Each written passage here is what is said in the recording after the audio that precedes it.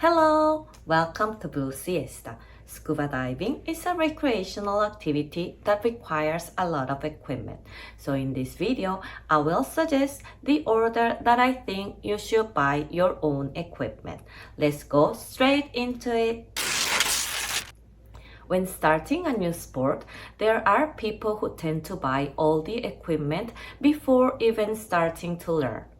But when it comes to scuba diving, I will suggest you to wait until you first take the open water certification, because during the course, you will learn about scuba diving gear. And believe me, there are so many brands and designs that sometimes it is not even easy to choose.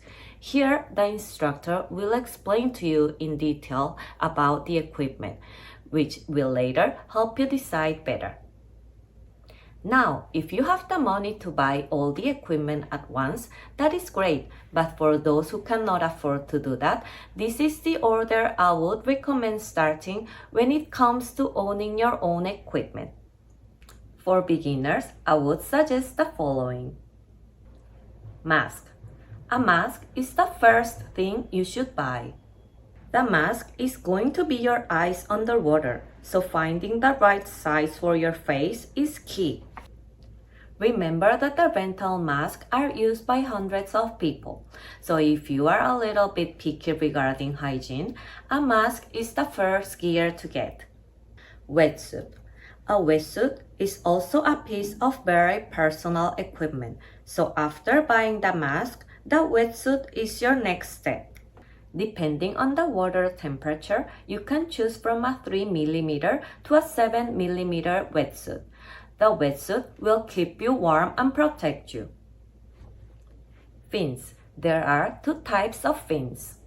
The full foot fins are usually worn barefoot or with a thin neoprene socks, and the open heel fins are worn with neoprene dive boots, and the fins have an adjustable heel strap. Take your time and try to find the perfect fins for you, because that will help you navigate smoothly underwater. Now, as a scuba diver, the diving computer and the SMB is a must equipment to have. Diving computer. A diving computer is essential for a diver. The computer not only tells you the duration of the dive, but also it shows you the no decompression time limit. And it displays your ascent rate, so you can maintain an ascent rate of 18 meters per minute. The diving computer will monitor your dive and help you to dive safely. SMB. Let's hope that it never happens, but if you happen to get lost from your dive group, the SMB will be the equipment you need to surface safely. SMB stands for Surface Marker Buoy, and it is a buoy that indicates that there are divers under the water. In fact, when diving in the sea, many ships pass by, so it is very important to shoot the SMB as a sign that there are people underwater and prevent an unexpected accident. Now, the final two pieces of equipment to buy is the regulator and BCD.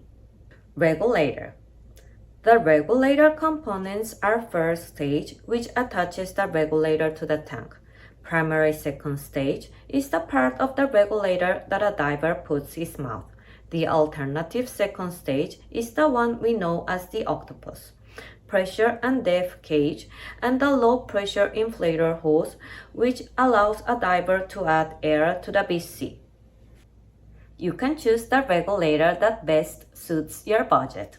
BCD. Buoyancy Control Device. The BCD is the equipment that helps you control buoyancy.